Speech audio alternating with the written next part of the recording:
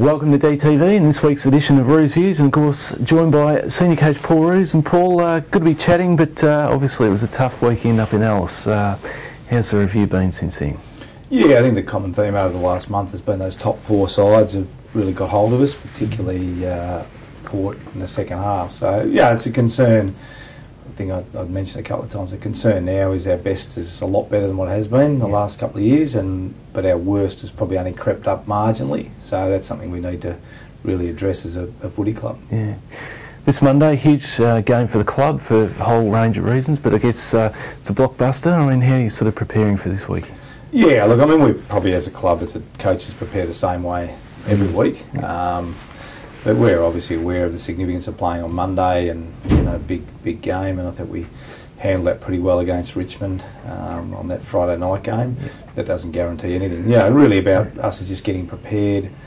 Collingwood have been in good form, had a really good win last week, and continuing to improve and play a lot better than we did. Certainly the first 45 minutes, that's what we'll be looking to reproduce for 120 minutes. Yeah. The Neil Danaher aspect, he came and spoke to the boys and the coaches, I guess, the other week. I mean, how much does that play a part in the build-up for I guess, for you guys and the players? Yeah, look, it was fantastic to hear Neil speak prior to the Bulldogs game. He really had an impact on the group, and you know, he's just such a terrific fella, but his ability to commit to a cause that's, you know, as he said, is going to kill him. I mean, it's pretty courageous to be able to do that, to make a sacrifice for people that hopefully are going to survive it long term. And he was pretty clear that he knows he's not going to survive, but he's doing this for other people. That's pretty powerful, and to give messages to the playing group and to give his time was fantastic. So yeah, we'll touch on it because I think he's been a terrific ambassador for the club, ex-coach, but above all, just a great person. Yeah. Well, what did you sort of gain from that? I mean, I guess the players take their own sort of thing, but I guess from your perspective? Oh, it was hard to, I mean, it's great. It's hard to, I've known Neil for, a lot of years, and it's hard to watch when you're seeing someone that's so honest and standing there talking about how he's going to pass away, and then on the same token, be prepared to give a message to the group and also understand how passionate he is about finding a cure and raising money and things like that. So yeah, look, it was really tough for everyone, but it's just a great reminder of making the most of the time and giving as good effort you can in whatever you do. Yeah. Okay, looking ahead at selection, I mean, it sort of flagged a few changes from the Alice Springs game. I mean, you've had match committee early start. I mean, how's it looking for Monday?